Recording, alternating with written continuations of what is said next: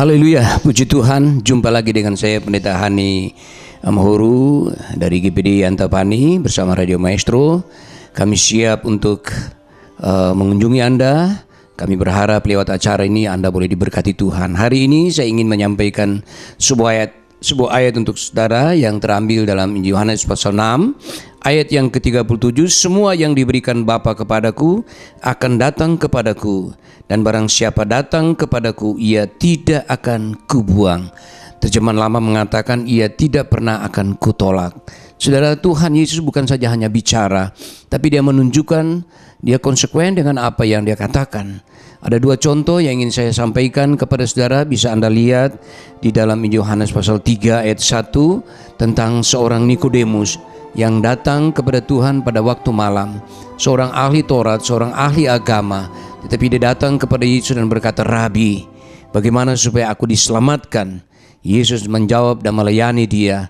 Dan kemudian kita tahu bahwa akhirnya Nikodemus ini menjadi seorang yang sangat mengagumkan Yesus. Di dalam Injil Yohanes pasal yang ke-7, dia membela Yesus di antara orang-orang yang bertanya tentang siapakah Yesus itu sebenarnya.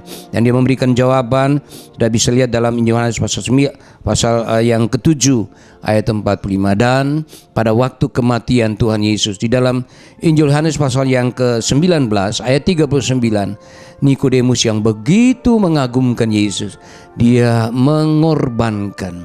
Dikatakan di dalam ayat 39, kurang lebih 50 kati rempah-rempah disediakan untuk merempahi mayat Yesus. Itulah adalah seorang yang mengasihi. Itu adalah seorang yang sudah diselamatkan, siap berkorban. Bagaimana dengan Anda? Dan yang kedua, tentang seorang yang dikatakan di dalam Injil Matius pasalnya yang ke-8 ayat 5 sampai ayat yang ke-9 menceritakan tentang seorang perwira Romawi yang tinggal di Kapernaum.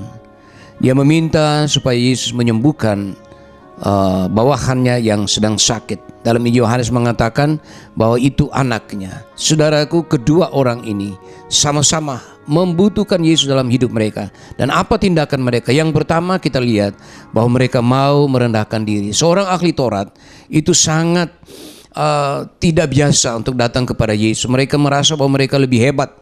Tetapi kali ini Nikodemus yang memberikan teladan, dia datang kepada Yesus walaupun sedang waktu malam. Dia harus akui bahwa Yesus adalah seorang yang datang dari Tuhan. Dan dia mengatakan, "Guru." Dia menghormati Yesus. Begitu juga dengan perwira, seorang perwira di Kapernaum ini. Dia datang kepada Yesus walaupun dia katakan Yesus Tuhan, tetapi di sini kita lihat bahwa dia sangat menghargai siapakah itu Yesus. Dan mereka merendahkan diri. Ingat apa yang dikatakan dalam 2 Tawarikh pasal 7 ayat yang ke-14. Siapa saja apabila umat itu datang dan merendahkan diri, datang kepada Tuhan dan memohon supaya Tuhan mengabulkan doa, itu akan terjadi, merendahkan diri. Mari saudara, 1 Petrus pasal 5 ayat yang ke-6 mengatakan, serahkan, merendahkan diri di bawah tangan Tuhan yang kuat, supaya dia akan meninggikan kita pada waktunya. Mari kita merendahkan diri seperti kedua kekasih ini. Dalam mencari keselamatan, dalam mencari kesembuhan, mereka mendapatkan apa yang Yesus katakan, semua orang, siapa saja yang datang kepadaku tidak aku buang. Kemudian sikap mereka yang kedua, sikap kedua orang ini, mereka mempertaruhkan jabatan mereka sebagai seorang Farisi yang dihormati, sebagai seorang perwira yang disegani. Mereka mengabaikan jabatan mereka untuk datang kepada Yesus. Bagaimana dengan saudara? Apakah jabatan itu yang menghalangi saudara datang kepada Yesus? Atau mari, kalau saudara memerlukan dia, mari kita datang bukan karena jabatan kita. Saudara, kita mau tinggikan Yesus dalam hidup kita. Jabatan apapun yang mungkin saudara punya, kalau itu saudara masih banggakan datang kepada Yesus, tidak ada arti apa-apa. Tapi mari, belajarlah seperti Nikodemus, belajarlah seperti perwira ini. Mereka datang dan mengabaikan jabatan mereka untuk jumpa dengan Yesus. Akhirnya mereka bisa melihat mujizat yang terjadi. Dan tindakan yang selanjutnya, mereka itu peduli dengan sesama. Seperti Nikodemus, dia juga akhirnya dia berkorban. Dia mengasihi siapakah itu Yesus. Dia siap untuk berkorban 30 kilogram atau 50 kati rempah-rempah. Dia siap untuk merempah Yesus. Begitu juga perwira di Kapernaum ini. Dia peduli dengan sesama. Dia datang kepada Yesus untuk memohon supaya Yesus menyembuhkan bawahannya. Saudara, sehingga Tuhan Yesus katakan iman seperti ini tidak ada pada orang Israel. Orang itu dijamah dan jadi sembuh. Nah, bagaimana dengan Anda? Mari saudara, Anda punya masalah, datang kepada Yesus.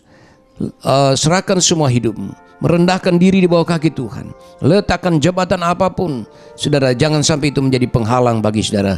Ingat, Paulus katakan dalam Filipi pasal 2, marilah kita memiliki pikiran dan perasaan seperti yang terdapat dalam Yesus Kristus Tuhan kita, dengan menanggalkan segala keilahiannya, datang dalam dunia ini menjadi seperti manusia dan taat sampai mati.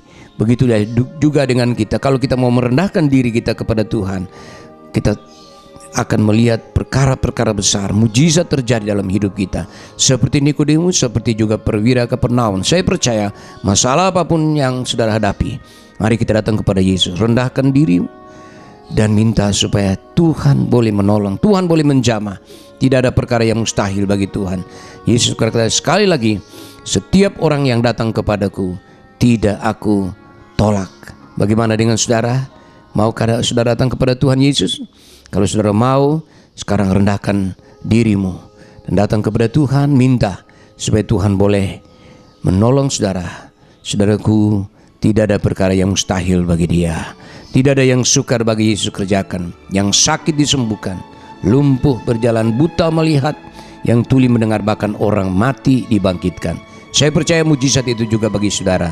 Yang penting adalah kita imani, kita percaya, yakin dan pastikan bahwa ketika Anda mengimani, semua yang Anda butuhkan, tidak ada yang mustahil bagi Tuhan. Kiranya Tuhan memberkati saudara. Amin.